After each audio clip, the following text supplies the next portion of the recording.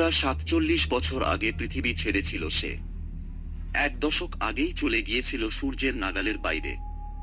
এবার ১,৫০০ কোটি মাইল দূর থেকে সংকেত পাঠাল নাসার মহাকাশযান ভয়েজার ১। বর্তমানে সেটি রয়েছে ইন্টারস্টেলার স্পেসে। ২০২৩ সালের ১৪ নভেম্বর থেকে তথ্য পাঠানো বন্ধ করেছিল ভয়েজার। অবশেষে ফের বার্তা পাঠানো শুরু করল সে। ১৯৭৭ সালে পৃথিবী ছাড়লেও এখনও কর্মক্ষম ভয়েজার ১। এই মহাকাশযানই পৃথিবী থেকে মহাকাশে পাঠানো দূরতম বস্তু। কিন্তু গত বছরের নভেম্বর থেকে সেই অর্থে সাড়া দিচ্ছিল না ভয়েজার।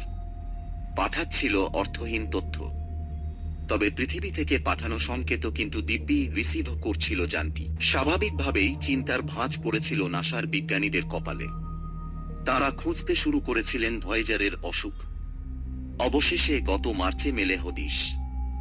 নাসার জেট প্রোপালশন ল্যাবরেটরি আবিষ্কার করে একটি মাত্র চিপেই রয়েছে গোলমাল।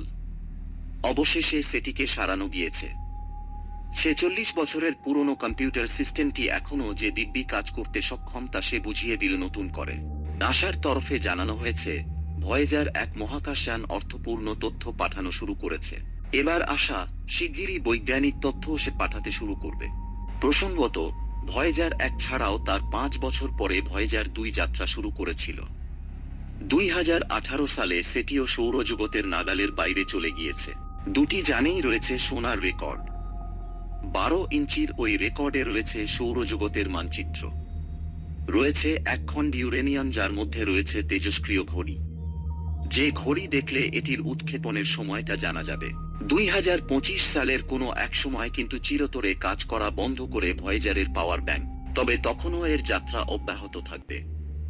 আকাশগঙ্গার পেট চিরে এগিয়ে চলবে মানুষের তৈরি স্বপ্নায়ন। বন্ধুরা, মহাকাশ সম্বন্ধে নতুন নতুন আপডেট পেতে চ্যানেলটিকে সাবস্ক্রাইব করুন পরবর্তী ভিডিও দেখার জন্য।